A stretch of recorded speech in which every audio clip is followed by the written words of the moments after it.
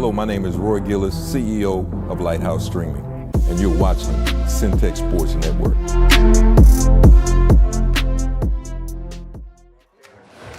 You got 8 seconds to prove you're worth the price of admission. And you got Baylor Scott and White Health along for the ride. So square up. You got this. RJ's Bargain Center is your home team for appliances at unbeatable prices. From refrigerators to washers, dryers to stoves, you'll find brand new appliances with huge discounts. And just like your favorite local teams, RJ's is proud to support our community and local sports. Score your savings today at RJ's Bargain Center, 711 Lynn Street, Waco. Call 254-224-6178. RJ's Bargain Center, where big savings are always a home run. This is why you need Centex Primetime.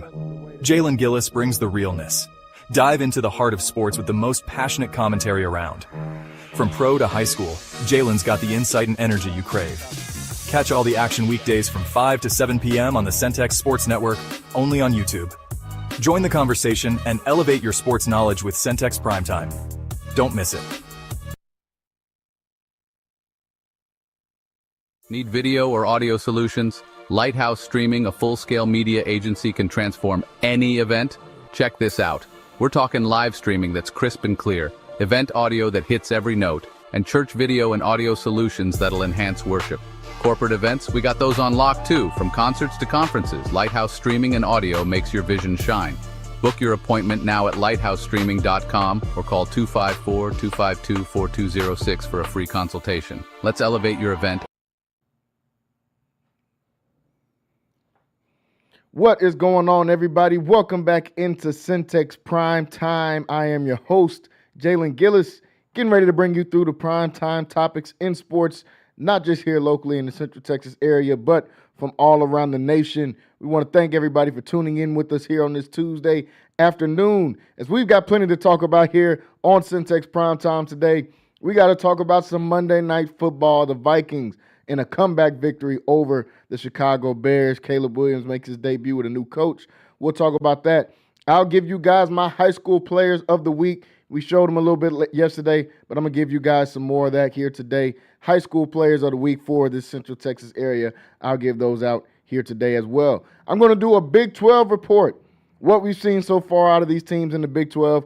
What can we expect to see going forward throughout the rest of this season. And I'm going to give a recap and a preview to week 2 in the NFL, finally here where we have all 3 levels of football: high school, college, and pro football.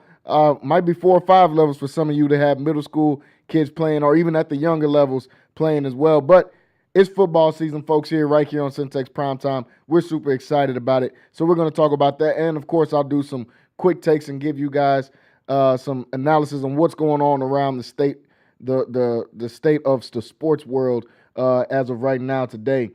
So we want to thank everybody for tuning in with us. Make sure you guys hit that subscribe button on YouTube, Centex Sports Network / Centex Sports TV over on YouTube. Hit that subscribe button, like and share this stream right now. Let people know what we got going on here today on Centex Primetime. Also, make sure you guys go over to our website, CentexSportsNetwork.com. That is CentexSportsNetwork.com. Go over there, check us out. Free subscription. Just need your name and your email to get signed up. And we've got more MCC volleyball starting tomorrow at 6 o'clock in Temple, Texas.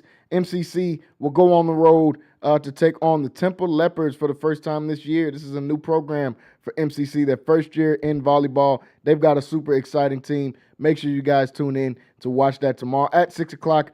You can catch it right here on YouTube, Centex Sports TV, or you can go over to the website, CentexSportsNetwork.com. You'll be able to catch all the coverage there. Friday Night Flex, once again, this Friday, Wayne Walker, Rocky Miller, and myself will be back week 3. You know we're going to give you guys all the analysis on the Friday night games here in the Central Texas area. All things high school football here in the greater Waco area. We'll be covering it no matter where your school is: Midway, Waco High University, Lorena, China Spring, Robinson, Conley, La Vega. Everybody will be giving some analysis and some data and updates, live updates on scores throughout that Friday night. So if you got to check in somewhere in between games. Maybe you're on your way to your loved one's game, or if you weren't able to make it because they're playing so far away. I know La Vega is playing way out in Nacogdoches this weekend as they take on West Orange Stark. You can catch all of the live updates, live score updates right here on Centex Primetime. Me, Wayne Walker, and Rocky Miller will be here to give you guys some analysis throughout the game. Well, folks, let's jump right into it. Yesterday, we've got Monday Night Football, the first Monday Night Football of the year. We got a little bit of Monday Night Football the week before that. And the college season debut was North Carolina and TCU. That game was so terrible, I don't even want to count that. This is the real Monday Night Football. We got a great game last night. The Minnesota Vikings win over the Chicago Bears 27-24 as they have a comeback victory. Minnesota outscored Chicago in the fourth quarter 21-7 in order to get a 27-24 victory in this game. Caleb Williams and the Bears started out hot. They had a 10-6 lead going into halftime, and right out of the locker room, the young rookie QB, J.J. McCarthy, throws a pick six to Nashawn Wright. Shout out to Nashawn Wright, man. There's not many of those guys from the Last Chance U era, for those of y'all that watched that during that time period around the pandemic, a little bit right before that were tuned in heavy like myself. Nashawn Wright, one of those products, went to Oregon State, spent some time on the Cowboys. Good to see him still in the league. Got a pick six to start off the second half. And from that point, I said, okay, Chicago's looking pretty good. Their defense looks stout as it was last year. Maybe Caleb Williams is going to start to get this thing going under Ben Johnson. And from that point on, the Minnesota Vikings really took over. Chicago scored again. Chicago did not score again in that third quarter. In the fourth quarter, they scored again when it was already pretty much too late. The Vikings came storming back after that pick six in the fourth quarter. J.J. McCarthy looked poised. That was my biggest takeaway from this game. J.J. McCarthy not getting rattled. He threw a pick six. He was getting hit. He got sacked 3 times in this game. The offense wasn't clicking. They didn't have a touchdown through 3 quarters in this game. Only a couple of field goals. Most rookies, that'll rattle their confidence. Most rookies, that'll shake them up. J.J. McCarthy, and I'm calling him a rookie because this is his first year playing. He tore his ACL in training camp last year. Did not get a chance to play at all his rookie season. Now really his rookie season this year, his first time being in pads. And the kid looked calm under pressure. That was my biggest thing with J.J. McCarthy. No, the stats weren't crazy. He went 13 for 20, 143 yards, 2 touchdowns, and a pick six in that game. He also rushed for 25 yards and a rushing touchdown as well. My biggest takeaway is him looking poised under pressure situations. J.J. McCarthy's a winner. This is a guy that was a state championship winner in high school, left his high school, went to IMG Academy, wins a national championship, goes undefeated at IMG Academy, gets a chance to go to Michigan University. They won a national championship. Jim Harbaugh, who was a great coach for Michigan, had a lot of good teams. None of those teams were able to win a natty. J.J. McCarthy and his guys were able to get it done in Jim Harbaugh's last year there in Michigan. So those winning qualities started to show up last night. I had said before the game, first off, I picked Chicago to win this game, and Minnesota won. That's one of the only ones I got wrong from this weekend. Wayne was on here yesterday as we talked about it. But I picked him to win because I said, hey, we got to see this J.J. McCarthy kid. I got to see what does he look like out there under pressure. We can't just take their word for it. We got to see what does he look like. Well, he goes out there and struggles through 3 quarters. Normal for a rookie quarterback to do, especially against the Chicago defense that I think is probably going to be top 15, top 10 in the NFL. In that fourth quarter, all of that championship experience rose to the top. And to go along with that, I have to give credit and a shout out to Kevin O'Connell for calling the right plays. We watched a multitude of games, including the Baltimore Ravens game that we talked about yesterday, when they had a 14-point lead. What happened? Weren't able to dial up the right plays. We believe in Lamar Jackson. We believe in Derrick Henry. We believe in Zay Flowers. But the play calling did not match the situation that we're in. The play calling matched the situation that we're in last night, and J.J. McCarthy was able to execute. Shout out to Kevin O'Connell for drawing up after all the things that did not work. You scrap half the playbook throughout the first 3 quarters trying to get something going, and then you finally kind of loosen the reins up a little bit in that fourth quarter. J.J. McCarthy started to blossom. He found his receivers. Jordan Mason, the backup running back, came in and did great work in the receiving game, also in the running game. 15 carries for 68 yards. They were able to have a balanced attack. They rushed for 120 yards. McCarthy threw for 140 yards. This was a balanced attack we saw last night from the Minnesota Vikings. In that fourth quarter, they were able to take over completely as they took the lead versus the Bears. The Bears, once it started to go downhill, weren't able to get it going, wasn't able to get any significant offense going whatsoever. Caleb Williams, all of a sudden he's under pressure. Looked like the offensive line from last year. Brian Flores, we know what type of defenses he can draw up. His defense started to take over in that fourth quarter. Talked about McCarthy being a winner. I have to talk a little bit about Caleb Williams. First off, the talent is there. The talent was on full display last night. He can make all of the throws. He can run at times. I mean, he was their best option running the ball. He had 6 carries for 58 yards and a touchdown. We've seen the athleticism. We've seen the big arm power. We all remember his first touchdown in college on a big 50 or 60-yard run in the Red River rivalry against Texas when he was at OU. So we know he can run. We know he's got some wheels. Know he's got some speed. I was really pleased with what I saw from him through the first few quarters. But in the fourth quarter, some of those things I seen from last year that I did not like started to creep up. Some of those things that I saw at USC that I did not like started to creep up. See, Caleb Williams hasn't been in the situation where it's win now, we're going for it all. He wasn't a winner at USC, wasn't a winner at Oklahoma, hasn't been a winner so far in Chicago, and that's fine. There's lots of guys that have that. Peyton Manning didn't win a national championship at Tennessee. Peyton Manning was horrible his first couple of years in Indianapolis. So I'm not saying like it's over for Caleb Williams.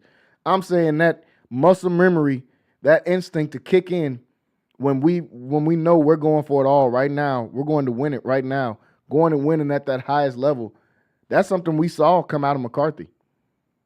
When the chips are all on the table and they said, we got to go get a win right now, we have an opportunity in this game to go and win it, McCarthy took full advantage of it. He was able to go out, win that game. He was able to lead his team to a victory. Caleb Williams looked rattled. As it started to fall apart, it looked like his game started to fall apart. He threw for 200 yards yesterday in the game, but as they got into that fourth quarter, they say backsides get tight, palms get sweaty. What did we see out of Caleb Williams? Looked like Caleb Williams from last year. Looked like Caleb Williams from USC. I'm not saying Caleb Williams can't turn it around. I'm just saying he doesn't have that muscle memory to fall back on. He doesn't have that championship DNA as of right now. Can that change? Yes. This guy is super young.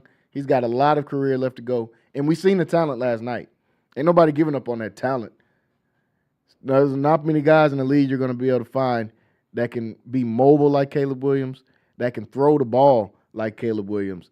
For that reason, I think he's going to be okay. But Ben Johnson's got to figure out what their identity is with this team. They rushed for 119 yards yesterday. Like I said, Williams rushed for 58. DeAndre Swift rushed for 53. They've got to establish a running game. You paid these offensive linemen and traded for these offensive linemen in the offseason. It cannot just be to pass protect for Caleb Williams because we know that can fall apart, especially with a guy that likes to get outside of the pocket, likes to extend plays like Caleb Williams, sometimes hold on to the ball too long, similar to what we said about Shedeur. Caleb Williams has had those same issues in college and in the league last year, trying to find that big play, still looking for that big play. You can't pay all those guys on that offensive line just to pass the ball. You've got to be able to run the ball. You've got to be able to be physical. You paid Joe Tooney. You went and traded for Joe Tooney. You paid Drew Dahlman, the number one center in free agency. You spent draft capital, first-round picks on your tackles. You've got to go out now, and then they get a guy like Jonah Jackson who's played in multiple systems and been a successful guard as well. All of these guys got experience. All of these guys are expected to win matchups most of the time. And for the most part, they did that. Caleb Williams got sacked twice, but we're coming off a year where last year where we used to see them getting hit 5, 6, 7, 8 times. They've got to establish a run in Chicago, and I'm saying that it's the obvious. I'm not saying like this is some brand new analysis or some type of in-depth thing that the coaches didn't see. Ben Johnson's an offensive genius. He knows that. He knows they've got to establish a run. How does he know that? He did it in Detroit. They made the game easy for Jared Goff because of what they were able to do with the run. That's what I would like to see more from Caleb Williams. Instead of Caleb Williams making oohs and ahs plays, and we saw that last night. We saw him hitting spin moves on defenders. We've seen him throwing off his back foot, making some crazy throws. We've seen him putting the ball on a dot straight to his receiver. We saw the arm talent. But they've got to make the game easier for him. And like I said, I trust Ben Johnson to be able to do that. I still see this Bears team as around a 9-10 win team. But they've got to be able to establish an identity if they want to have some success. On the defensive side of the ball, they did okay for the first 3 quarters. Once McCarthy and once Kevin O'Connell got it going, they got it going. And I keep saying Kevin O'Connell because a lot of those guys are wide open. That touchdown to Aaron Jones in the back of the end zone on a catch, on a 27-yard catch to Aaron Jones, and he was wide open. They seen the struggling Noah Sewell, the linebacker out of Oregon, I believe, a couple of years ago. Noah Sewell, who got thrown into the starting lineup because of some injuries to linebackers. They seen him having moments where he struggled throughout the game. Okay, well, you're going to guard my guy one-on-one on a wheel route. I'm going to trust Aaron Jones every time. Wide open. Those are the adjustments, in-game adjustments that I like from Kevin O'Connell. That's why I like him as a coach. I love him as a play caller as well. We've seen it with Kirk Cousins, Sam Darnold. McCarthy's the next guy. I don't expect McCarthy to come out this year and throw for, 4,000 yards, 40 touchdowns, or anything crazy like that, or for him to even have the type of production Sam Darnold had last year. What I do expect is for Kevin O'Connell to put him in winning positions, and J.J. McCarthy has that it factor when it comes to winning football games. That's what I can say about him. You can't coach those things up. He can turn into a guy that throws for 4,000 yards. He could turn into a 40-touchdown guy. But what you can't turn guys into is a winner. You can't turn guys into having that ice in the veins mentality when it comes into the fourth quarter. And that's what I like, what I saw from J.J. McCarthy last night. So Minnesota Vikings get a win, then go on to be 1-0. It's a division game, so that we know, as guys say that played in the league or play in the league, that counts for 2. You start the season off in the division getting the win against, the team you're going to be competing against the most. I think Green Bay and Detroit are up here. Even though we saw Detroit lose, I still have Detroit up here as the upper echelons in that NFC North. Those next 2 spots, Minnesota and Chicago, they're going to be battling throughout this year. So Minnesota getting a leg up early on those guys, and I think that was huge for them. So the Vikings get a win on Monday Night Football to close out Week 1 in the NFL, and what was a great Week 1. We're going to break down some more of Week 1 here in the NFL a little bit later on in the show. I want to go over to a little bit of high school football before we go into a break, folks. I want to give out my players, once again, my top players of the week. Now, first off, let me start by saying there was a lot of guys that made some noise this weekend. There's a lot of talent in the Central Texas area. We know that. We know what guys can do week in and week out and what type of talent gets produced week in and week out in this area. But I want to highlight some of the guys that played great this past weekend. Yesterday, I gave out some of the guys on the offensive end. Today, I want to give some love and start out with some love to the guys on the defensive end. First guy I want to say, and this guy has been consistent over the last couple of years. For the Waco High Lions, Jalen Good on the defensive side of the ball, linebacker, senior linebacker for the Waco High Lions. Jalen Good finished the game as they lost to Corsicana. 17 tackles, 2 tackles for loss, 2 forced fumbles, and a pass breakup. We talked about Waco High before, or plenty of times on this show. We know they're struggling right now. They're trying to rebuild a program there, and I do still believe Coach Martinez is the guy for the job. This is his first 2 games, guys. Let's not throw everything away because the team didn't have success in the first 2 games. They haven't had success in a decade. So it's going to take longer for that to rebuild, especially with a brand new head coach, man. I think Coach Martinez will be able to turn this program around, but they're struggling right now. But you do still have bright spots on the team. Jalen Good is one of those bright spots. Week in and week out, this guy consistently is able to perform week in and week out for the Waco High Lions. Some more guys. Joaquin Martinez for the U-Dogs. Their defense got a win this week, or their team got a win this weekend, led by their defense that did a lot of that heavy work in that game as they were able to shut out Granbury for majority of that game. Joaquin Martinez had 12 tackles, 3 tackles for loss in that game. Eli Carmona from Hillsborough, 16 tackles in the game last week. Those are some of the guys I like on the offensive end for last week's game. Now let's go back to some of the guys I shouted out yesterday for those of you that didn't get a chance to tune in, that I had for my top players of the week this week, week 2 in the Central Texas area here for high school football. First name I had on the list, Bosqueville quarterback Cooper Kent, 17-22, 276 yards, 4 passing touchdowns. Also carried the ball for 41 yards and had a touchdown as well. Great all-around game for the Bosqueville quarterback as they were able to go out there and compete this last weekend. Cole Collins, the quarterback for Fairfield. Now, Fairfield played Mejia, probably one of their biggest rivals, if not their biggest rival. They blew them out. Fairfield dominated from start to finish. This game was never close. A lot of that was due to the great play of their quarterback, Cole Collins. 18 for 20, 291 yards, 5 touchdowns. A near perfect game for the Fairfield quarterback, Cole Collins, man. Shout out to Cole Collins and shout out to Fairfield, who was off to a hot start this season, especially after beating one of their rivals the way they did, 66-0.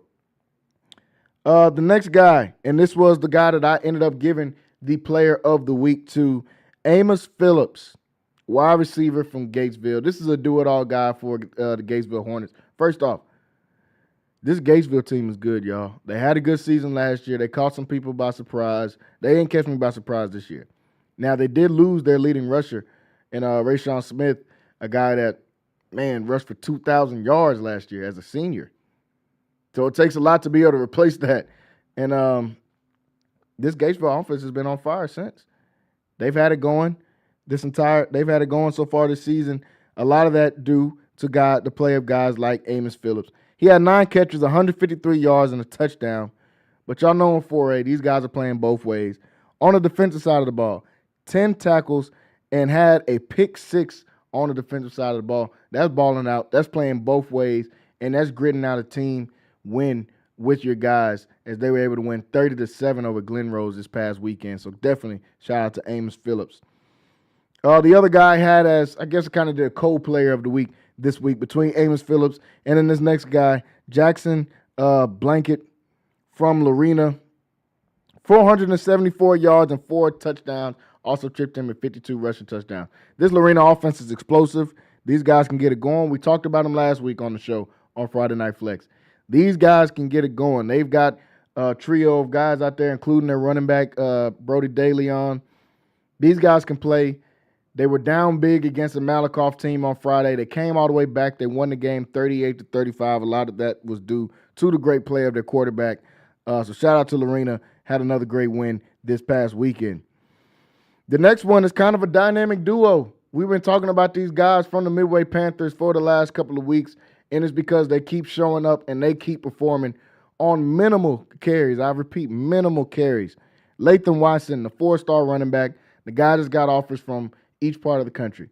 You pick a part of the country, he's got offers from them. You pick a conference, a Power 4 conference, he's got offers from them. Big 12, SEC, ACC, Big 10 as well.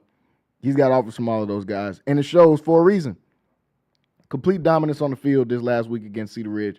Only 5 carries, 5. Only 5 carries in that game. 135 yards for 3 touchdowns. Now, I watched this game. That game took place on a Thursday, so I got a chance to watch once I got off the show. They couldn't do anything with him. Every time he touched the ball, it's a threat to go to the house. As you can see, only 5 carries. 3 of those were touchdowns. 135 yards. And then you think you get some relief when he checks out the game, and the young whippersnapper, Jaden Fields Vaughn, the sophomore, comes in, who had a phenomenal week 1. Once again, minimal touches, barely got touches in that game and had 4 touchdowns in week 1. So how do you even back that up in week 2? Well, week 2, he gets 10 carries, 178 yards, and 2 touchdowns to go along with it. Wayne has already coined him as thunder and lightning. When you get Latham Watson and Jaden Fields Vaughn, when you're running the football like that, now, yes, they're not playing in their district yet. They still got to play the Temples of the world. They got to play Harker Heights. They got to play Shoemaker, some of those tougher teams in their division. Belton, who got to win this weekend. But when you got guys running the football like that, watch out for the Midway Panthers. Coach Joe Gillespie is the guy for the job there for the Midway Panthers. Last year was his first year as a head coach, and we saw what Midway was able to do. They were able to get back into the playoffs. They were able to have another winning season, a winning record, after having some dark years for the last few years. This year, they're only heading up from here, already 2-0. They're rushing the ball for over 300 to 400 yards each and every game. That is a formula for winning. Running the ball travels. You can run the ball in Austin, where they've been the last 3 weeks. You can run the ball in Waco. You can run the ball at Jerry World in the playoffs. You can run the ball everywhere. That's the stuff that travels. If this Midway team can continue to run the ball, set up the pass with their running game. Andrew Air McNair, as I call him, has done a phenomenal job so far through the air, finding his different receivers out there. Jacoby Hamilton, Tyler Seath, all these different guys they have at the receiver spot. He's done a great job of being able to find those guys, and it's all being set up by the run game and those two players, in Latham Watson and Jaden Fields-Vaughn. One of my most exciting teams to watch in the Central Texas area, the Robinson Rockets, as they got a huge win over Caldwell, 55-14 this past weekend, is being led by their senior running back, a guy that was one of the top rushers in Central Texas last year, picking right back up where he left off this year, and that's Evan Marino. Their quarterback, Bryce McCurdy's been getting a lot of attention. He's starting to get offers from the Ole Misses, from the U of H's, from these different schools as a quarterback. A lot of his game is set up by the running game here in Evan Marino. Evan Marino is one of the best backs, if not the best back, in Central Texas. And I just told you about those two guys in Midway. We know about some of these other guys. Whitney's got a couple of good backs out there as well. There's a few teams that's got some really good running backs. Evan Marino's right there in that mix with any of those guys. The consistency speaks for itself. The last 2 years speak for itself. The film, most of all, speaks for itself, man. Shout out to Evan Marino. London Smith was able to get 9 catches, 125 yards, and 2 touchdowns. Also ran it in for a touchdown. His University got back in the win column. We know this University team is talented, y'all. Yeah, they lost in week 1 to a Keller Central team they probably should have beat. It is what it is. It happens. Sometimes you come out of the summer reading your own press clippings. That's just how it goes. These are high school kids. I know we expect them to come out and be professional every single weekend and week out. That has different effects on different guys. What's more important than that is getting back on the right track. Yeah, you lose in the first game of the season, but that's what pre-district is for. It's not to lose, but if you lose, it can be used as a learning experience instead of a tool against you, like in district. Now, you go out and lose all your games in district, you're going to get that result. You're not going to be playing in October. Your season's going to be over with early. We covered La Vega last year here on Centex Sports Network. We watched them lose 3 games in their pre-district, and they went to state. That's why I have no fear about La Vega being able to bounce back after this loss against Salina. They lost to a Salina team they hadn't lost in 2 years. Okay, so they lose in pre-district. It is what it is. Get the film. Let's go watch tape and let's go get better. Same way I feel about University. They were able to do that. Coach Foster was able to get his guys back on the right track this past weekend as they were able to get a win. A couple more guys I have for the players of the week, and this one is a trio of guys from the same school. Whitney has got a dynamic offense. They lost this past Thursday and getting their first loss of the season after they beat Martin, their season opener. But they're going to be just fine, and it's because of their offense. They got a 3-headed attack over there. Fisher Watson at QB, 22 of 33 for 309 yards and a touchdown. Kobe Haynes, their do-it-all guy there at the receiver spot, a guy that's also got offers from schools like Baylor and other schools in this area. 8 catches, 155 yards, 2 touchdowns once again. We know he's a problem. Their running back, we talked about these consistent backs. Jonte Johnson has been consistent for the last couple of years. He was a problem for Whitney last year. This year, picking right back up where he left off, 21 carries, 150 yards, and 3 touchdowns. Also took a 100-yard kickoff return back to the house on special teams as well. So they're doing it everywhere. Whitney is going to be a good team this year as well. Folks, those are some of my top players of the week for last week in high school football for week 2. As we get ready for week 3 this upcoming weekend, obviously you'll be able to catch all of that analysis right here on Centex Primetime and on Friday Night Flex on Friday. Thursday night, we'll preview, getting you guys ready for some of the games. And on Friday Night Flex, starting at 6 o'clock, we'll give you a full lead-in the first hour on the games that are coming up. And from 7 o'clock to 10 o'clock, we'll give you guys live scoring updates as well as more breakdown and analysis on not just these games. We get a chance to talk a little bit of college football. Last couple of weeks, we've had college football going on the same Friday night.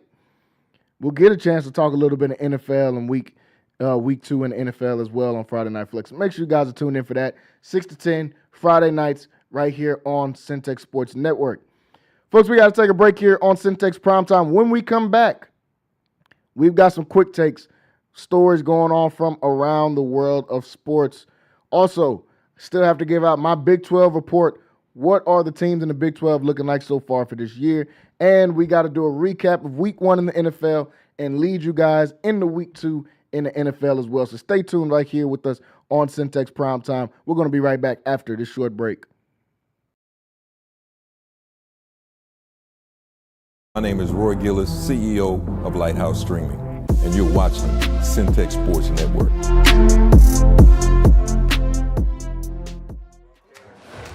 You got 8 seconds to prove you're worth the price of admission. And you got Baylor Scott and White Health along for the ride. So square up. You got this.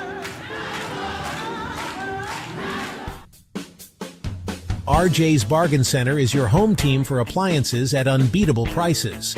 From refrigerators to washers, dryers to stoves, you'll find brand new appliances with huge discounts.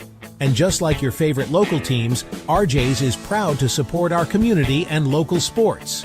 Score your savings today at RJ's Bargain Center, 711 Lynn Street, Waco. Call 254-224-6178. RJ's Bargain Center, where big savings are always a home run. I've looked back at MCC with all these kids coming out here, these men and women starting their lives out here, starting their dreams and their visions of what they want to do for their family. It's the foundation for our community. The plan is to go win. Yes, sir. Our girls set a goal that they wanted to win a national championship. They wanted to win a conference championship. That's been on the table from day one. And now we put ourselves in the position to do that.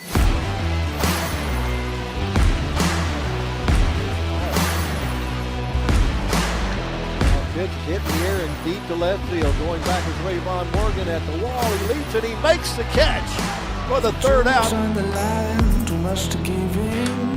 If you think it's over, then let's start it again. The planets alive, the stars burn bright, the sun goes down, we keep going all night. Don't back down, the moment is now. Don't miss out, we're never turning around. To the field, center fielder going back, can't get to it. It'll go all the way to the wall. One run is scored. Now the third coming home to score is Aiden Cooney. Catch me if you can. We're renegades.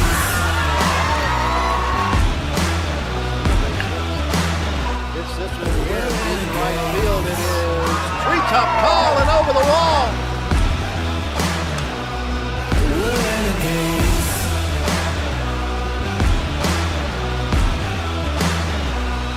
We're renegades.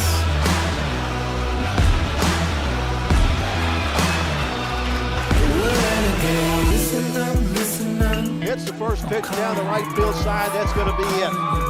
Touching third and coming home is the winning run, Carson Croca. Give a RBI double to Blake Hansen. And walk it off and win by a score of 10-9. We're renegades.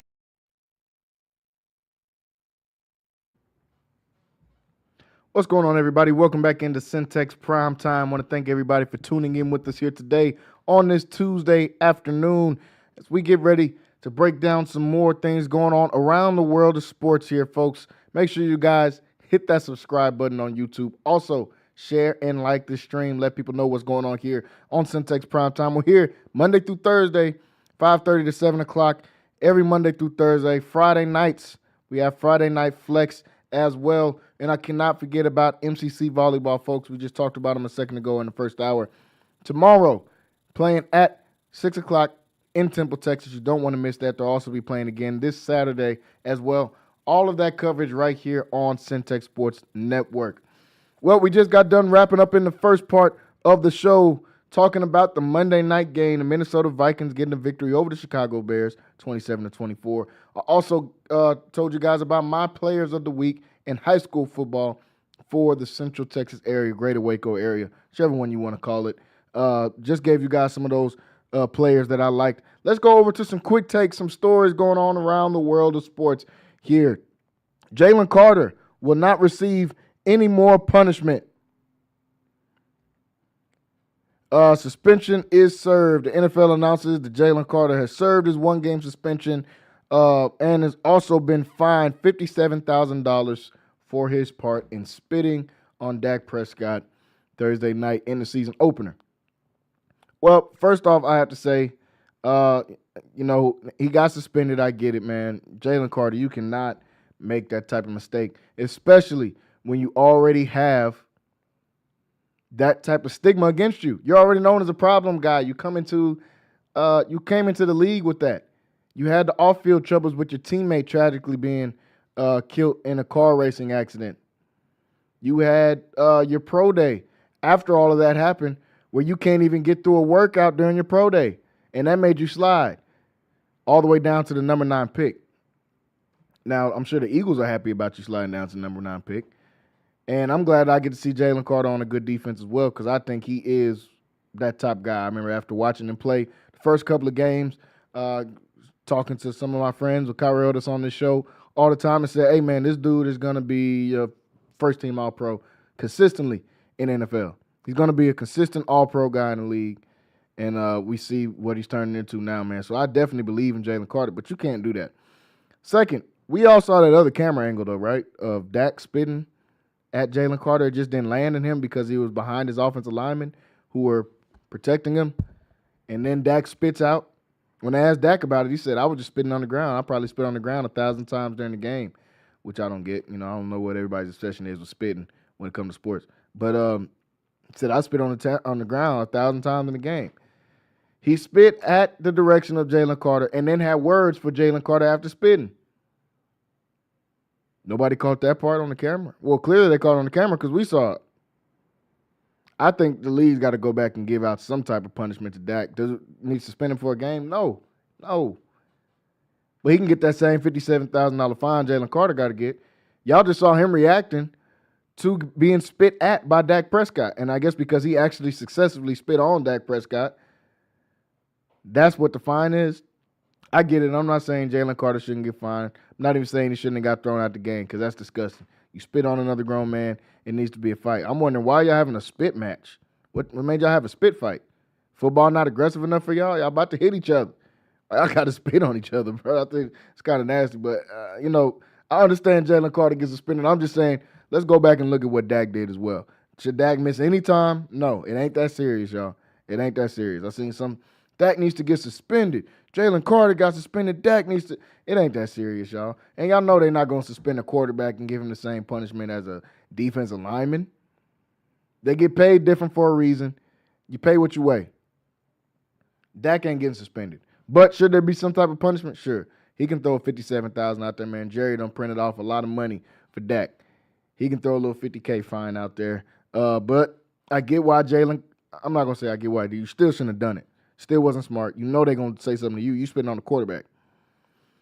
But I get it at the same time. Dak Prescott had no business spitting at Jalen Carter and trying to have words and be the tough guy behind his 300-pound offensive lineman. At the same time, make better decisions, Jalen Carter, especially going forward from here. They already got the label on you, as I said a second ago.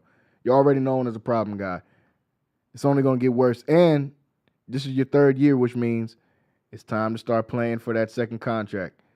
Right now, you're off to a great start. Right now, you're off to getting $160, $180 million. But you can't keep having the little stuff pop up like this because they 100% will use it against you.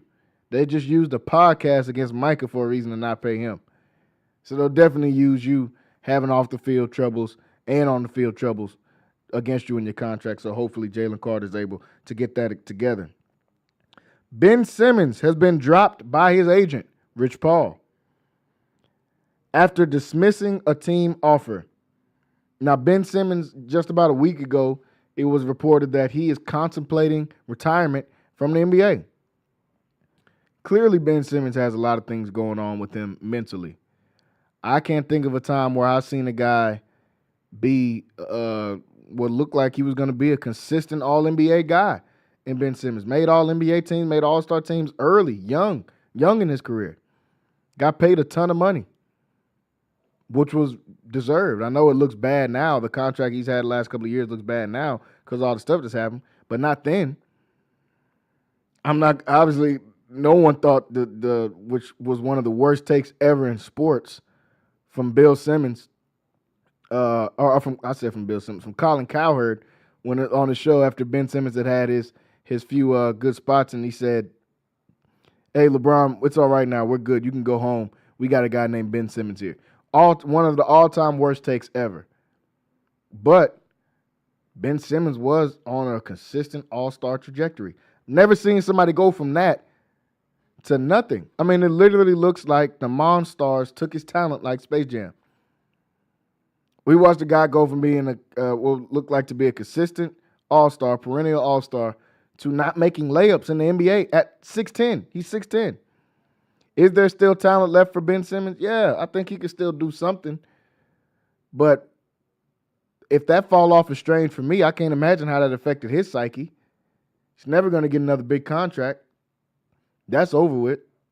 No team is going to trust him to probably even be a starter because of injuries, because of history of him sitting out of games, all the things that come with it. Now his agent drops him because he apparently dismissed the team offer. So a team tried to offer him, not sure who the team was. Tried to offer him and Ben Simmons says he wasn't interested in his only contract offer, which seems to be from the New York Knicks. You not interested in playing in New York for the Knicks, who have a good team? Yep, I'm dropping them too. You don't want to play basketball anymore. We know why Rich Paul did what he did. You don't want to play basketball anymore, and I don't want to be a part of that if I'm the agent. His reputation and his word is everything when it comes to negotiating with these teams. If a team is reaching out to him trying to get a contract signed, and his guys come back and I'm not even interested in. What are you interested in? You're not interested in playing basketball then. I know he's got some type of Australian descent. Maybe he wants to go back to Australia and play there because the NBA thing is over with. You won't take an offer from the Knicks. Who are you going to take one with? No one's giving you a max. If they offered you the league minimum, you should take it because that's what you're worth as of right now. You're worth the league minimum. At best, you play 20 minutes in a game now. That's just where your career is at. Not sure why that happened, how it happened. I'm sure there was a multitude of factors, but that is what it is. You don't even want to take an offer now? Yeah, I'm dropping you too, man. Good luck. You can represent yourself. I'm not even going to play in these owners' faces, and I'm out here trying to negotiate another $500 million next year in contracts. So we'll keep an eye on, I guess, what happens with this Ben Simmons situation, but that was strange to me. I didn't know what was going on. There's some things going on in Colorado. Ryan Staub expected to be the starter this upcoming weekend against Houston. Now, this is something I can't say that I saw coming. Can't say that I had this on my bingo card for 2025 in this football season. We knew there were questions at the quarterback position for the Colorado Buffaloes because you're trying to replace a guy like Shedeur. But in the first game, not that impressive at the quarterback spot from Caden Salters. Just not that impressive. He had his moments. He had some throws. Not that impressive.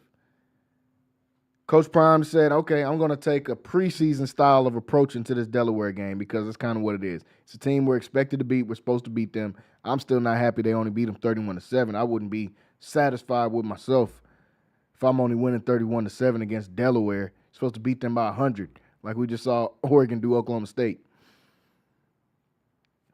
But we knew there were some questions. He gave them the preseason style of approach. Caden Salter got the first quarter. Didn't do much. Nothing really to write home about. 7-10, 13 for 16, 102 yards, 0 touchdowns. Didn't get much. Julian Lewis got some action in the game right after that. 2 for 4, only 8 yards on what was, I think, a drive, maybe 2 drives. And for the second half, Ryan Staub took over. Ryan Staub goes 7 for 10, 157 yards, and 2 touchdowns. Now, I know that those are the most impressive stats of all the quarterbacks, and I get it. He took his moment when he had his moment. But now you're starting conference play. You got U of H coming up this week. We're going to talk about the state of the Big 12, get my report on the Big 12 and where I think all of these teams line up at. U of H isn't just going to be an easy win. I mean, you just beat Delaware 31-7.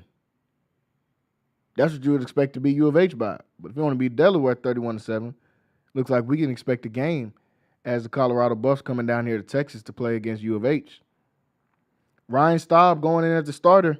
I'm not going to say, that's the wrong move from Coach Prime. First off, Coach Prime hasn't named anybody. He's expected to be the starter. He's getting the majority of the first-team reps. He has not made an official decision yet, but as of right now, signs are pointing to Ryan Staub being named as a starter. I don't know if this is the right move for the Buffs. I don't know if I trust Ryan Staub that much over Caden Salter. I will say Caden Salter, he deserves to be in a battle for a spot. He hasn't played well. I was not impressed out of what I saw from him against Georgia Tech. I was even more unimpressed out of what I saw from him against Delaware. This is Delaware. If there's any time you want to showcase the arm, showcase what you can do, showcase the wheels, this is the time you do it. I think he should run more. He ran for a touchdown on Saturday, but we know you're a running quarterback. That's what we need to see you doing is running the football. This is college football. And I understand it. This is senior year. He's saying, I need to show these scouts that I can throw the ball, that I can play from inside the pocket. I'm not just a running quarterback, so that I can have potential to go to the next level. Guess what is hard to show the scouts are doing, showing your talent? From the bench. So now because you didn't want to run, because you want to be a passing guy to get drafted, and I get that, you're not going to do either. You're not going to run or pass if you're on the bench. I don't know. This could be a wake-up call for Caden Salters of, hey, we believe in you, but you're going to have to come out here and play. We're not just going to hand you this job just because you had success at Liberty, just because you had success in high school at Cedar Hill. I'm not going to hand you this job. You got to go out there and earn it. Look like he earned it to start the season, but after a shaky first couple of games, in my opinion, why not try Staub? Why not show him out there? We saw him doing the Shador celebration. He's ready. This is the best week of his life. This is a backup quarterback. Best thing you can do is go out there and throw for some touchdowns against a sorry team, and you're going to feel like the man after that. That's what Ryan Staub is doing. Now, once teams start installing game plans for you, which we won't see against Houston because they don't know who the quarterback's going to be, it might get a little bit different. But as of right now, if you want to try it out, he goes out there and lights it up against Houston. Colorado, you got yourself a starter, and his name's Ryan Staub. He's got to win in as a third-string QB this year. You got a 5-star quarterback in Julian Lewis, who I get him not playing. I know he's probably mad and saying, man, come on, bro. We're going to bench Caden Salter. We're going to let the third-string guy come in. I get it. But if we don't have to play you right now, I'm not going to play you right now. Let's go ahead and keep that red shirt. Keep that red shirt. There's only been a couple games. He can play a little bit. As long as it's before the 4-game mark, he can play a little bit and still be able to maintain that red shirt status. So I get it. No need to throw him out there early. Yeah, he's a true freshman. He's going to make mistakes. You don't want to put him in a situation where he's playing for play good or get benched because he's a freshman and he's going to make mistakes. Let's let him learn for a year in college football playing against his practice squad defense, playing against the number ones for the Colorado defense. Let him get some more time doing that. No rush for Julian Lewis unless you're scared he's going to transfer. Coach Prime is big on loyalty. I don't think Julian Lewis will transfer, but we've seen other guys do it. We've seen 5-star running back Dylan Edwards transfer after 1 year with Colorado. We've seen 5-star corner Cormani McClain transfer after 1 year with Colorado. I'm not saying it's impossible. I'm saying I don't think that's going to happen with Julian Lewis this upcoming season. But Caden Salters, it's looking scary for you, man. It's looking scary. Got a chance to meet him in Big 12 Media Day. Super cool dude. Real nice guy. Unfortunately, that can't help you here in this scenario. They gave you the reins and gave you the keys right away. You got to go out there and produce. If you do not produce, you can expect this result once again. So As of right now, it looks like Ryan Staub will be the starter for Week 3 as they play the University of Houston. They play the Houston Cougars on Friday, I believe. I believe that game is on a Friday night. Of course, I'll be tuning in here while we're on Friday Night Flex as well. But that should be a very interesting story as we get closer and closer to Friday night. Who will be that starter? Shortened week. So now only 2 days away. Shortened week before you got to figure out, what's really going on. And you got to get on a plane and travel. So you really got tomorrow's practice, and that's it. They'll probably fly down after that or maybe fly out Thursday morning to be able to play this game on Friday. Very, very interesting game coming up for the Colorado Buffaloes. The New York Jets, 0 punts in their first half against the Pittsburgh Steelers for the first time since 1991. First time since 91 that these guys have been able to do that, man. And I love this new look Jets offense. Aaron Glenn in his coaching debut, they lost against the Steelers, but we know the Steelers are going to be a good defense. And your quarterback goes out there and puts up 32 points. And Justin Fields looked good. He was a huge part of that no punt. 16 for 22, 218 yards and a touchdown. Also ran the ball for 48 yards and rushed for 2 touchdowns as well. Breece Hall was able to rush for over 100 yards. I think Garrett Wilson has solidified himself as one of those guys. He is a true number one in the NFL. There's not many true number ones in the NFL. They have guys that are the number one option on their team by default. Garrett Wilson wants that smoke. Garrett Wilson, first off, we see why the Eagles let go of Slay. He had no chance, absolute barbecue chicken every time he lined up across from Garrett Wilson. Barbecue chicken, as Shaq would say. That's what Darius Slay was out there. Garrett Wilson has solidified himself as a true number one. I love what Aaron Glenn is doing with these guys, man. He gave up on Aaron Rodgers. He said, I want to be able to run my team. He believed in Justin Fields. Steelers gave up on Justin Fields. Justin Fields gets a chance to redeem himself in a huge market, in a New York team, in a New York market that is hungry for any success at the quarterback position. They've had none in my lifetime. They had some team success with Mark Sanchez, but we know what Mark Sanchez was. They had no success with Aaron Rodgers. And I'm not saying Aaron Rodgers is a bad quarterback. I'm just saying he had no success, no productivity on the New York Jets. Justin Fields can keep this up. He's on his way to not only being a good quarterback in the league, but becoming a legend in New York. I was born in 95. Jets haven't had any significant quarterback play since then. None. Justin Fields can change that. I never thought Justin Fields was trash. Chicago gave up on him. The Steelers gave up on him last year, even though he went 4-2 in his times that he started. Had that team winning football games. They gave up on him. Now he gets another chance in New York. I'll be rooting for the Jets this upcoming year. Folks, we're going to take one last break here on Centex Primetime. When we come back, I'm going to give my Big 12 report. Who are my top teams in the Big 12? Who are those teams? What are these teams going to do in the Big 12 for this upcoming year? And I got to break down some more of these games from Week 1 in the NFL as we get ready to preview Week 2 in the NFL right here on Centex Primetime. So stay tuned and stay locked in with us right here on Centex Primetime. We're going to be right back after this short break.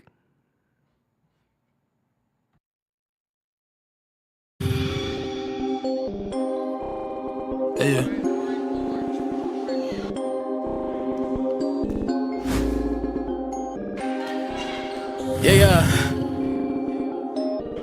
Yeah.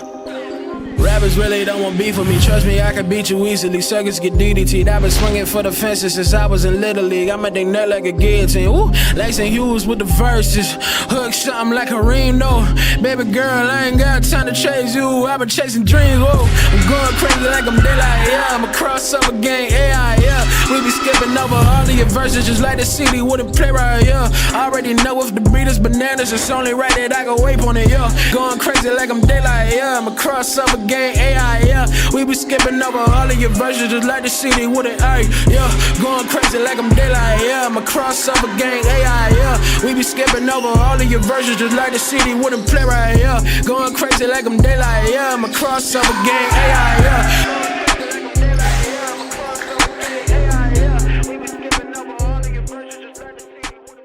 This is why you need Centex Primetime. Jalen Gillis brings the realness. Dive into the heart of sports with the most passionate commentary around. From pro to high school, Jalen's got the insight and energy you crave. Catch all the action weekdays from 5 to 7 p.m. on the Centex Sports Network, only on YouTube. Join the conversation and elevate your sports knowledge with Centex Primetime. Don't miss it. Need video or audio solutions? Lighthouse Streaming, a full-scale media agency, can transform any event. Check this out. We're talking live streaming that's crisp and clear, event audio that hits every note, and church video and audio solutions that'll enhance worship. Corporate events, we got those on lock too. From concerts to conferences, Lighthouse Streaming and audio makes your vision shine.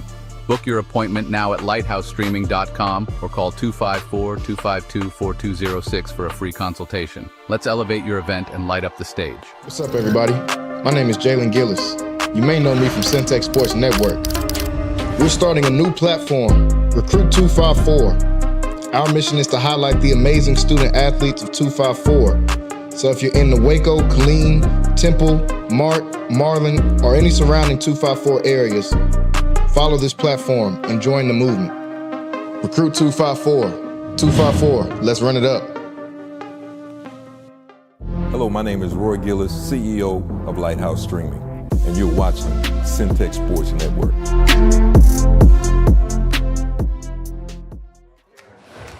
You got 8 seconds to prove you're worth the price of admission. And you got Baylor Scott and White Health along for the ride. So square up. You got this. RJ's Bargain Center is your home team for appliances at unbeatable prices. From refrigerators to washers, dryers to stoves, you'll find brand new appliances with huge discounts. And just like your favorite local teams, RJ's is proud to support our community and local sports. Score your savings today at RJ's Bargain Center, 711 Lynn Street, Waco. Call 254-224-6178. RJ's Bargain Center, where big savings are always a home run. I've looked back at MCC with all these kids coming out here, these men and women starting their lives out here, starting their dreams and their visions of what they want to do for their family. It's the foundation for our community. The plan is to go win. Yes, sir. Our girls set a goal that they wanted to win a national championship. They wanted to win a conference championship. That's been on the table from day one. And now we put ourselves in a position to do that.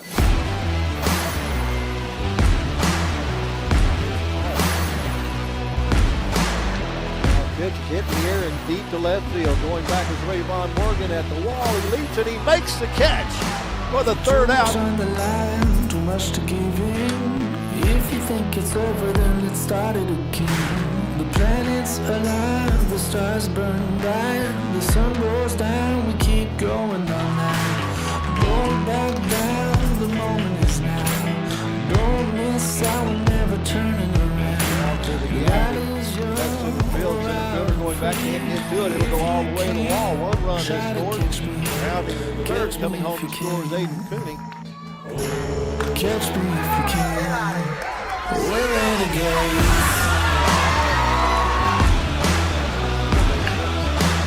It's this one here in right field. It is treetop tall and over the wall.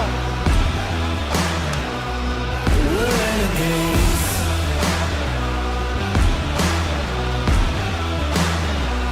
We're renegades.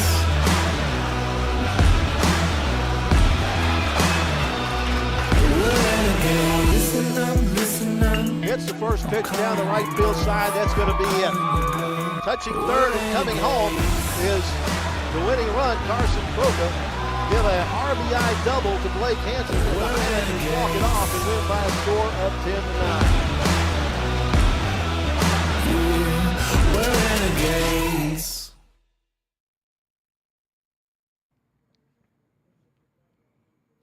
What's going on, everybody? Welcome back into Centex Primetime as we get ready to go into the final home stretch of the show here today. Thanks again for everybody tuning in with us. Whether you're watching on YouTube, Centex Sports Network / Centex Sports TV over on YouTube, make sure you guys go and hit that subscribe button. If you're watching with us on Facebook, Same name, Centex Sports Network. You can find us on Facebook. Also, Twitter, you'll find us on there under the same name. And also, make sure you guys go to the website, centexsportsnetwork.com. You'll catch all of our content there. That is centexsportsnetwork.com. Friday Night Flex coming up on Friday. MCC Volleyball coming up on Wednesday as well. Folks, we just got done wrapping up talking about some things around the world of sports, new starters being named, fines being handed out. We talked about the high school football level, my players of the week from this past week 2. Exciting week 3 lined up for this weekend. Got a great slate of games here in the Central Texas area. It's lined up for week 3. Also talked about the Monday night game, but I want to talk about some more of these games that just happened on Sunday in week 1 in the NFL. Like I said yesterday on the show, as I had Wayne Walker on there with me, y'all might want to tune in when we do these picks, man. We've been on the money for about 2 weeks now. College football, high school, NFL, however you want to get it. We've been on the money so far, man. So last night kind of ended that streak as the Bears blew a game that they should have won. But, hey, shout out to Minnesota, man, and J.J. McCarthy for being able to pull that one out. Let's talk about a couple of these other games that happened on Sunday.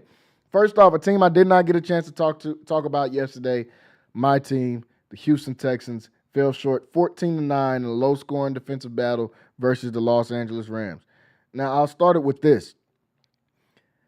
If Matthew Stafford plays, which I have no idea how long he'll play, dude got an epidural in his back before the season started. Only people I've ever heard of getting epidurals is pregnant people. So I haven't heard that from football players much. That's concerning. They have back issues leading up all the way to. That's concerning. Now, if he on some Toradol or he on some whatever it is it takes him to go out there and play, and he plays, the Rams are going to be one of the best teams in the league. Before the season started and all the news came on Matthew Stafford, I had them right there to be a team in the NFC Championship. I think they're right there with Philadelphia. I think they're right there with Green Bay, some of my other teams that I like in the NFC. They can beat any of those guys, including Philly. They had Philly on the ropes. And I said it last year during the playoffs. If it doesn't start snowing in Philly in that game, we might not even see Philly have gotten to the Super Bowl. They ran their way through the entire playoffs. The Philadelphia Eagles did. The one team they didn't just run over was the Los Angeles Rams. If it doesn't start snowing there, that snow kind of saved them from Matthew Stafford's fury and wrath in the playoffs last year because he was on the warpath. If he plays, Rams are right there for one of the best teams in the NFC. I don't know how long he'll play. Not sure how long Matthew Stafford, if he makes it all the way through the season. They've got backups. They got Jimmy Garoppolo. They got Stetson Bennett in their backup. Hopefully you don't have to see either one of those guys. Those are two guys you don't want to see if you're trying to make a playoff push behind your center. But the Rams are going to be good. Puka Nacua, 130 yards, 10 catches, and he got knocked out in the game. Got knocked out and still got a $130. We know what he can do. Then they add in Devontae Adams to that. Now on the Texans side. Texans are my team. I understand what we can do. I think we have one of the best defenses in the league. Top to bottom, pass rush, second level at the linebackers and the third level at the DB spot. We got the best, one of the best corners. I'm a fan of Stingley, obviously, because I'm a Texans fan. I love Sting, but I can't exactly put him over Pat Surtain. They can be right there, 1A and 1B, but I can't put him over Pat Surtain and what I saw the Defensive Player of the Year do last year. Defense is straight. Offense, they've got to figure out how to run the ball. They rushed for 114 yards. That was cool. C.J. Stroud chipped in for 32 yards rushing in there as well. Nick Chubb, 60 yards on 13 carries. That was a very, very bright sign, seeing Nick Chubb run the ball like that. Joe Mixon won't even be available to play until week 5. I was happy when we got Nick Chubb. I know he tore his knee into pieces and hadn't played much football. But we know what he can do when he's healthy. The whole question with the Houston Texans is, can they block? Houston started 4 new starters at the offensive line. 4 out of 5 guys on that offensive line were new for the Houston Texans. If they cannot keep C.J. Stroud upright, there's no point in me getting super excited about the season. There's no point in me bloviating about the defense and telling you guys about what this defense can do, telling you guys about how I believe in C.J. Stroud as a playmaker, a guy that can make all the throws, a guy that can extend plays, a guy that's poised, a guy that's a leader for the team already. even though he's only in year 2 or 3. None of that matters if they can't block for this dude. If we can't keep C.J. Stroud upright, none of the stuff we're talking about matters. They've got to find a way to block. I don't know if that's leaving extra guys. I don't know if that's chipping. But there was too many times where we just seen C.J. Stroud on the ground. Got sacked 3 times, but he got pressured way more than that. Now, I know they got a great defensive line over there, a good defensive line. Young studs like Byron Young, Jared Verse. I know about those guys they have on the defensive line over there. Brandon Fisk out of Florida State. I know about those guys. But you got to be able to block. If you can't block, we're not going anywhere. The Texans aren't going to do anything in the playoffs. They're not going to do anything. They might not get to the playoffs if they cannot block. Indianapolis looked good on Sunday. Jacksonville looked okay on Sunday. This division is not going to be a cakewalk. Got to find a way to block, man. I don't know how they do that. The season's already started. Ain't like nobody's making no trades for no offensive linemen. Ain't like you picking up a free agent that's going to come in and change the season on the offensive line. Those guys just got to strap it up and figure out how to block and how to play together as a unit. I'm not extremely worried about the Texans as far as do I think they're going to fall off a cliff or something? No. They're going to win games. I still have them as a 9 or 10 win team. I still have them as a division winners in the AFC South. If they can't block, it's going to be scary for those guys. As we go throughout some of these games, Tampa Bay and the Falcons, and what ended up being a really good game. Baker Mayfield, a guy that I said is going to be right there for, I think he's going to be in MVP talks. If the Tampa Bay Buccaneers win 12, 13 games, Baker Mayfield is going to be in that MVP conversation. Led the league last year in passing. He can do it again this year. Now, game 1, only 167 yards, but he had 3 touchdowns and he had no turnovers, only got sacked once. Also rushed for 39 yards, leading their team. Obviously, the Buccaneers got to get some more of a running game going. I like Bucky Irvin, and I like Rachaad White coming out of the backfield. Biggest bright spot for the Buccaneers is a guy I talked about in the preseason, Emeka Ibuka from Ohio State, the receiver. Tampa Bay, it already felt like they didn't need any more receivers. They got Mike Evans. They got Sterling Sharp. They got Tez Johnson for free pretty much. They got him at the end of the draft because of his horrible combine performance. The only guy I know that's 160 pounds and ran a 4.7. That's terrible. That lost him a whole lot of money. But the dude's still a football player. I think he can make plays. And they'll have the services of Chris Godwin whenever he's healthy. They got a lot of options on Tampa Bay. I like Tampa Bay in the NFC South. And I like Baker Mayfield as an MVP candidate. The Atlanta Falcons, obviously Bijan is a bright spot. 6 catches, 100 yards, and a touchdown. But only rushed for 24 yards in that game. They weren't able to get the running game going. Bijan's a monster. He's unstoppable. He's a great guy to have in fantasy.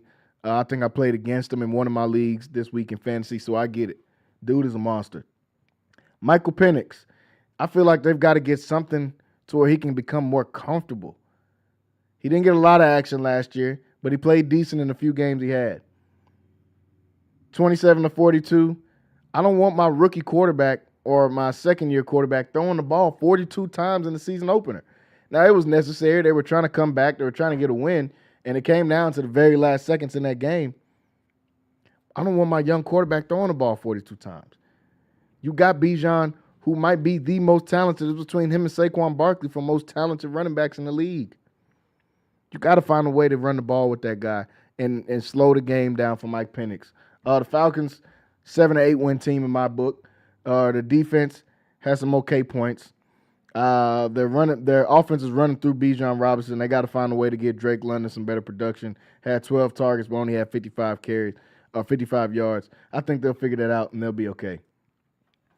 The Detroit Lions and the Green Bay Packers. Green Bay was able to win this game 27-13 in their win on Sunday. Obviously, all the noise was about Micah Parsons making his debut, and Micah looks like Micah Parsons. He only played 30-something snaps, I believe. Still had multiple pressures. Still ended up getting that chase down sack that I'm sure we all saw. But what I saw on a lot of his pressures was he's getting pressure and he's beating Penei Sewell. Penei Sewell is the cream of the crop when it comes to right tackles in this league. Obviously, Lane Johnson is the best. Didn't even give up a sack last year. Penei Sewell is right there as a run blocker and pass blocker. We saw Micah Parsons getting through multiple times against Penei Sewell. That's a great sign. Dude hadn't even played football. The whole training camp he's been sitting out. So he said he was extra tired out there. I get it. That's part of it. But as he starts to play himself into shape and get into shape, I like this Green Bay defense, man. They let go of Jair Alexander, and I was like, man, how are they going to do that? And it looks like it worked out for them. Not only were they able to get Micah Parsons because of that freed up money, but we saw Jair Alexander getting manhandled by the Buffalo Bills on Sunday. In the second half, when Buffalo came back, it was just fine Jair Alexander. That's what they were doing. That was the game plan. Where's 23 at? Okay, he's over there. This is what we're going to. I thought Green Bay's defense was going to take a step back from that. Looks like they took a step up.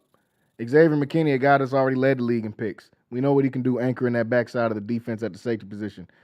And then the multitude of their pass rushers. Rashawn Gary getting a sack and a half. Luke Van Ness, a guy that they've been developing for a couple of years. He played a great game as well. And you add Micah into that, that could be the best edge rushing duo in the league if you got Micah Parsons on one side, Rashawn Gary on the other. That's a match made in heaven if you're thinking about passing the ball. Jordan Love, he had some plays that could have got picked. He didn't throw any picks, but we saw those where he threw those back-to-back plays that both could have been picked. One got called back. One of them was dropped. And one of them was honestly just a phenomenal play from Brian Branch as he laid out and tried to get that ball. That was really just Branch making a great play. But Jordan Love looked great. Throwing the ball, stretching the field, Jordan Love looked like a dude. If he can play like that, Josh Jacobs anchoring this team running the ball as he did on Sunday, 19 carries, 66 yards, and a touchdown. And then the defensive side of the ball, to see what those guys are able to do, Green Bay is a scary team.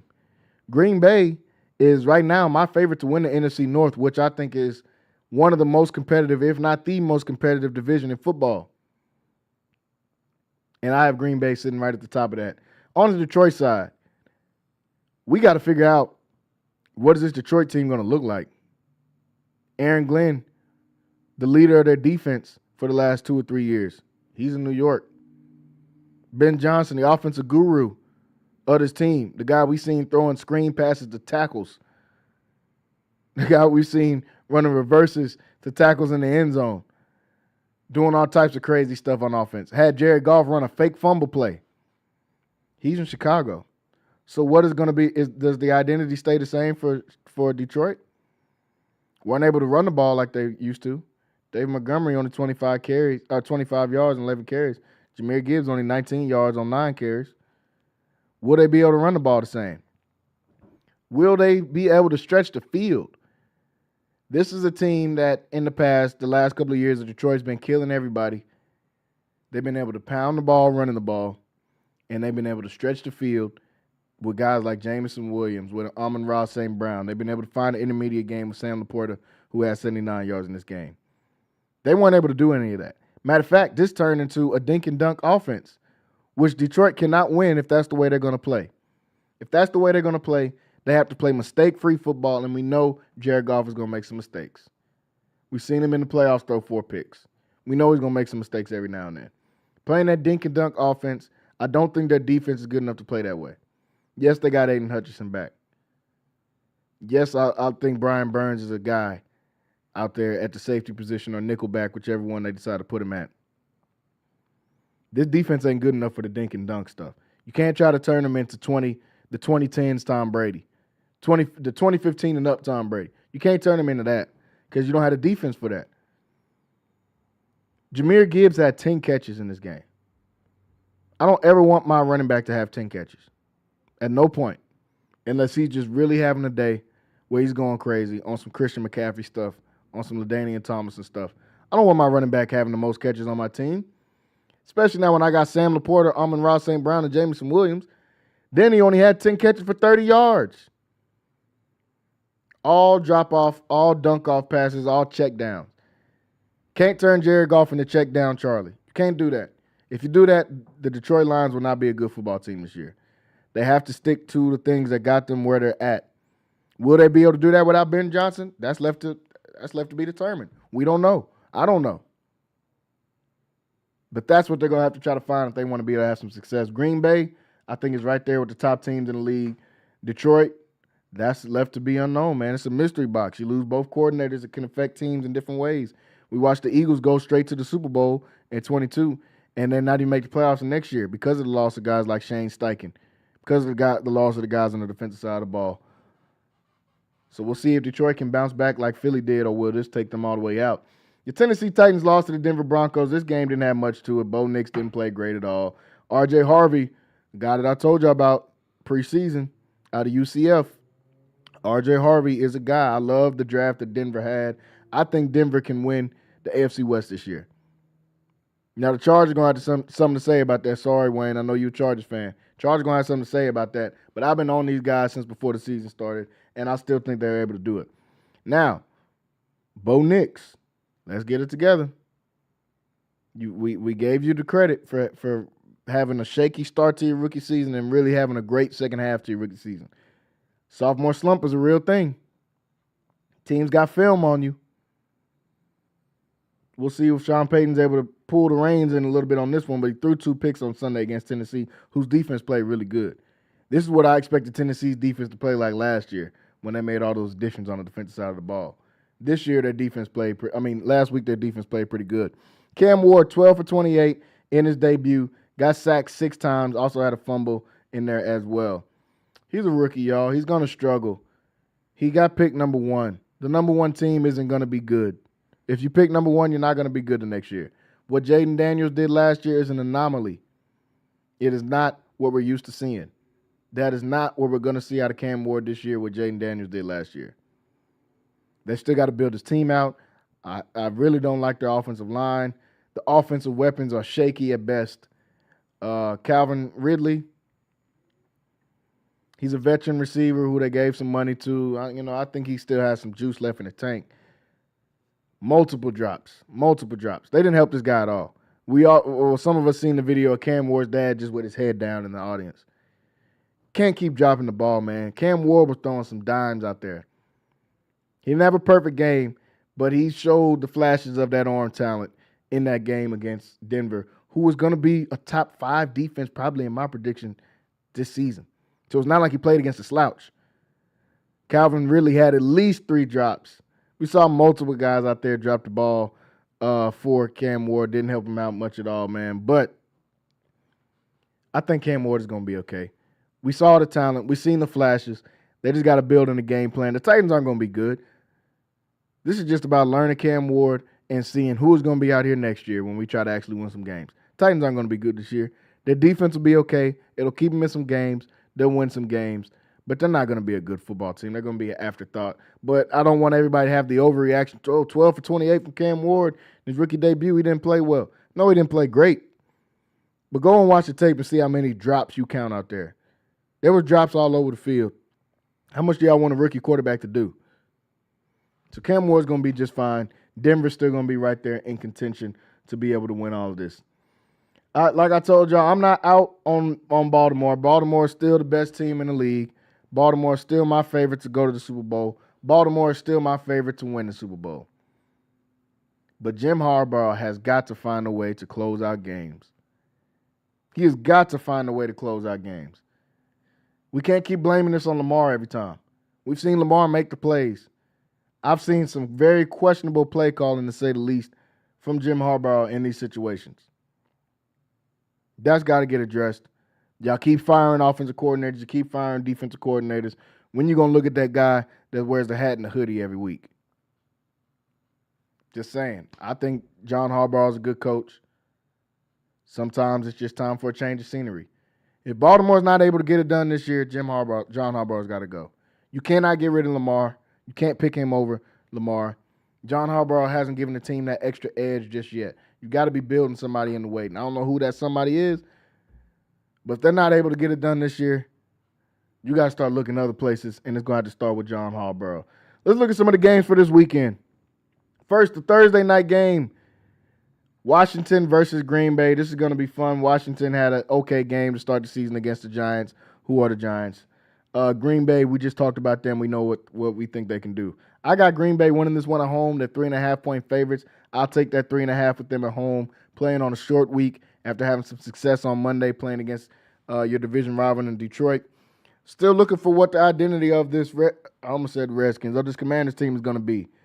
Can they run the ball consistently? I know Krosky Merritt had 82 yards and a touchdown in that game. He looks like a bright spot for them.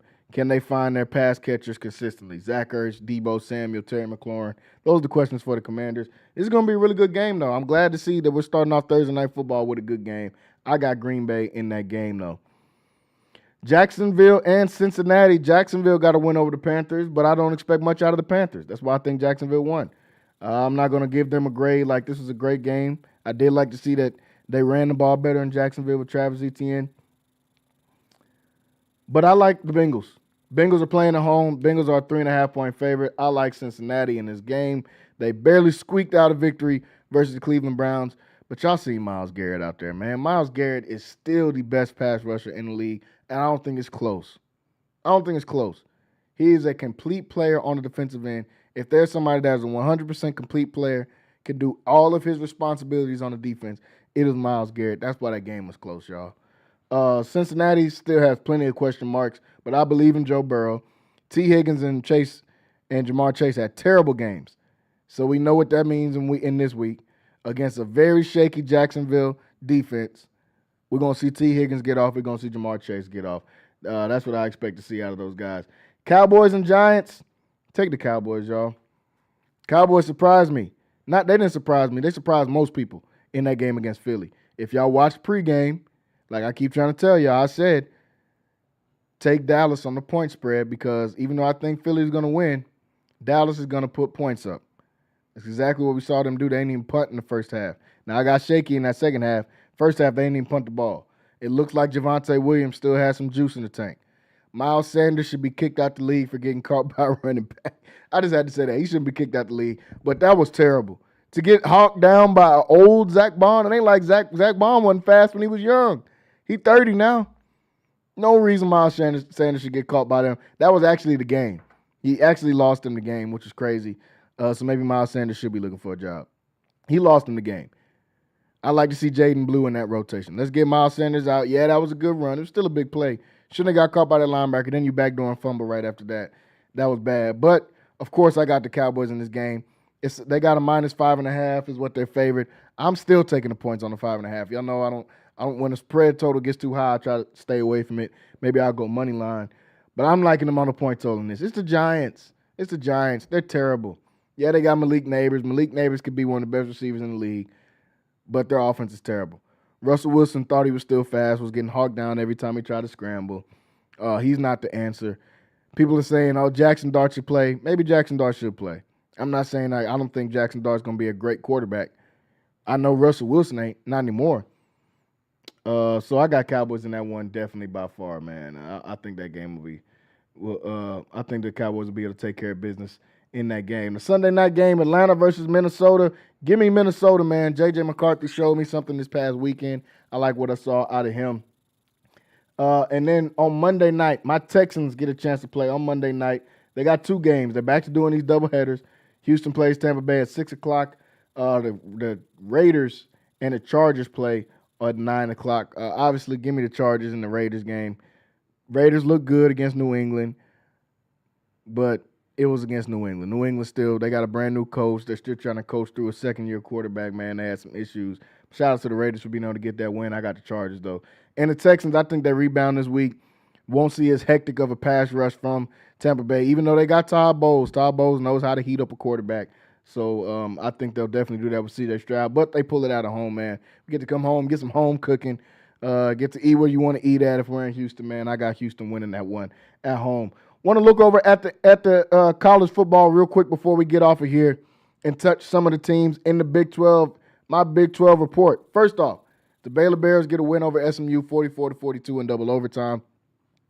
All I can say is, I told you so. For those of you that watched the show during the summer leading up to the season, I had been saying Sawyer Robinson is the best quarterback in this division, in this conference. Sawyer Robinson's the best quarterback in the Big 12. I got a chance to go to Big 12 Media Day.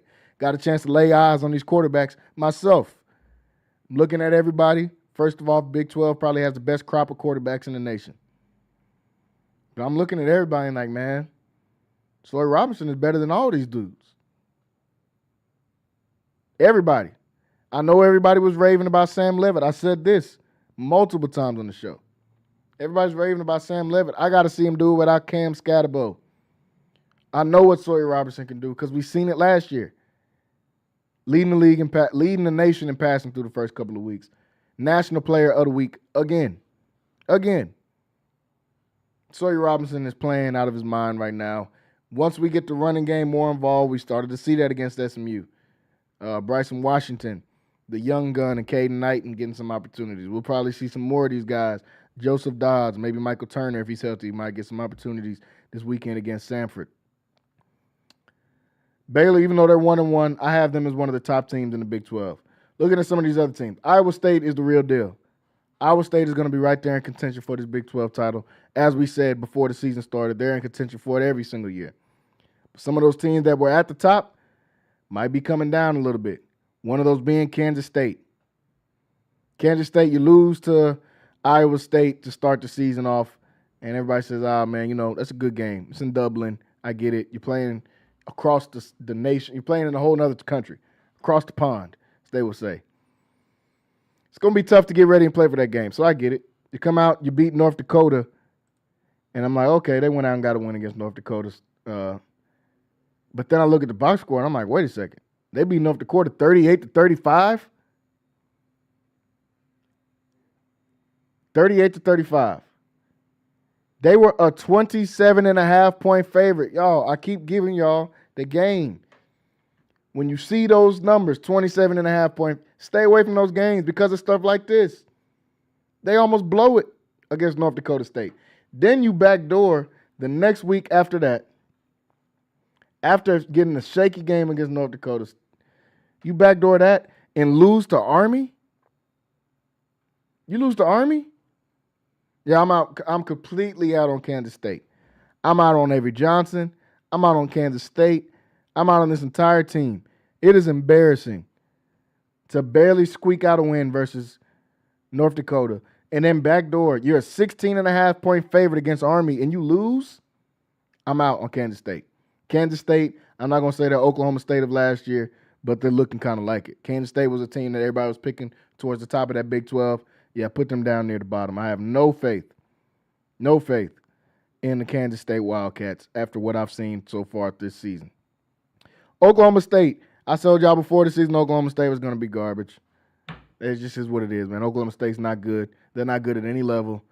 They're in a tough spot. You're in a Power 4 conference. You're not able to recruit like that because you're in Oklahoma. You can't keep kids at home because you're in Oklahoma. You try to go to Texas, but there's so many other teams to compete with, getting kids. You get in the transfer portal, but now with money, when your money ain't long, it's hard to compete with those guys, and it's showing.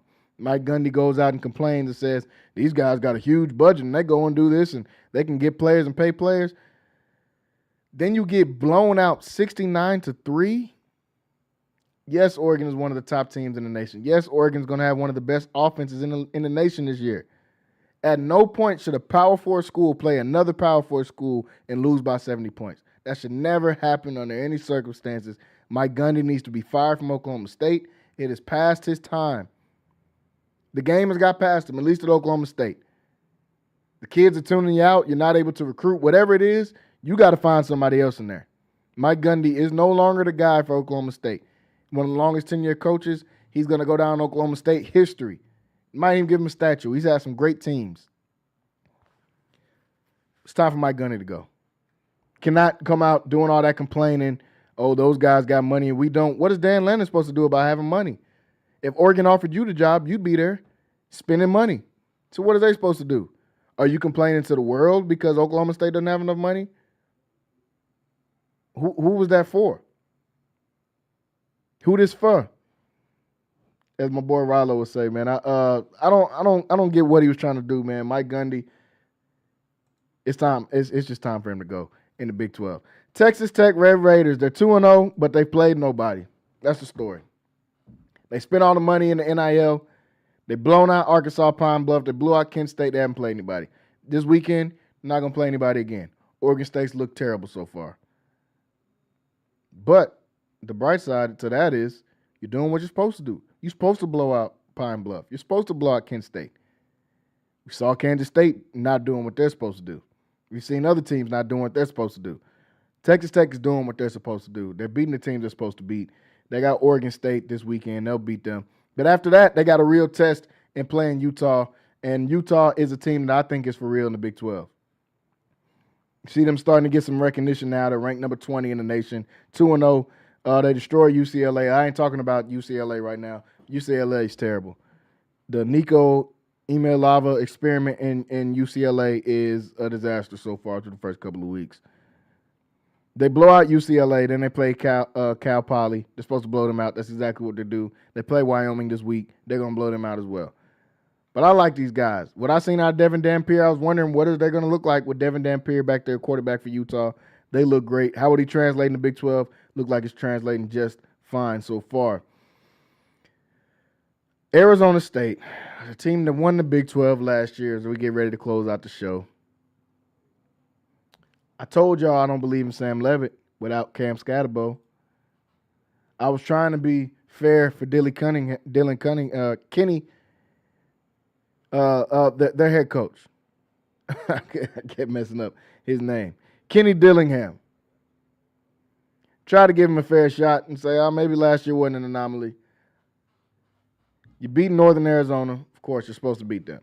You backdoor play Mississippi State, the doormat of the SEC. Shout out to Blake Shapen, the former Baylor Bear, starting the quarterback. Shout out to Darian Gillette, former Central Texas product, playing linebacker out there from Mississippi State, out of Marlin, Texas. You lose to Mississippi State, the doormat of the SEC, after you have all these expectations coming in. Oh, Sam Leavitt's going to do this. He was just a freshman last year. Look what he was able to do. Y'all act like we didn't watch the games too, like we didn't see Scatterbo being all of that in a bag of chips for their offense. Y'all hyped this up and saying, well, they're getting Jordan Tyson back. He's going to be great. Sam Leavitt in a game versus Arizona State, they only scored 20 points. Sam Leavitt goes 10 for 22, 82 yards, a touchdown, 2 picks, including a game-sealing pick that made them lose the game. Malik Brown rushed for 110 yards. Udo, the transfer, rushed for 105 yards and a touchdown. The team rushed for 251 yards and they lost to Mississippi State. Because of the quarterback that y'all tried to hype up, y'all tried to tell me was better than Sawyer Robinson.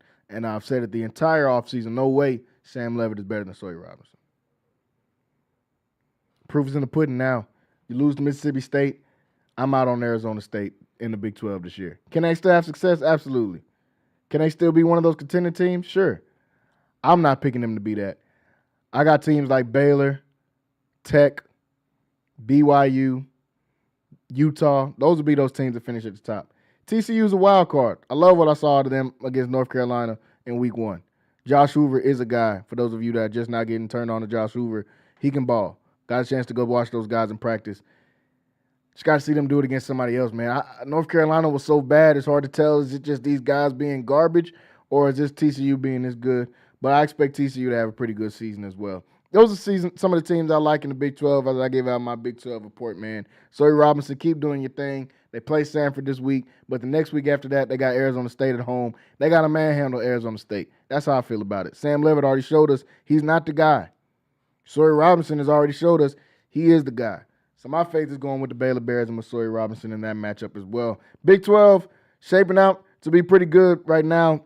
Got 6 or 7 teams that are undefeated to start this off. You got some teams with losses that I think are going to be good, like Baylor. Still waiting to see what we're going to see out of Colorado. We talked about Ryan Staub being named the starter earlier. We'll see how that goes. Folks, but we're out of time here today on Centex Primetime. I want to thank everybody for tuning in with us. Subscribe to the YouTube, Centex Sports Network / Centex Sports TV. Hit that subscribe button. Like and share this stream. We'll be back here on Thursday. Tomorrow we have MCC Volleyball, so make sure you guys are getting ready for that at 6 o'clock. Friday Night Flex, myself, Wayne Walker, Rocky Miller will all be in the building as we break down all of the things going on for high school football in the Central Texas area. I want to thank everybody for tuning in with us once again. We will see you guys tomorrow for MCC Volleyball. 6 o'clock, be there tomorrow. Everybody have a great evening.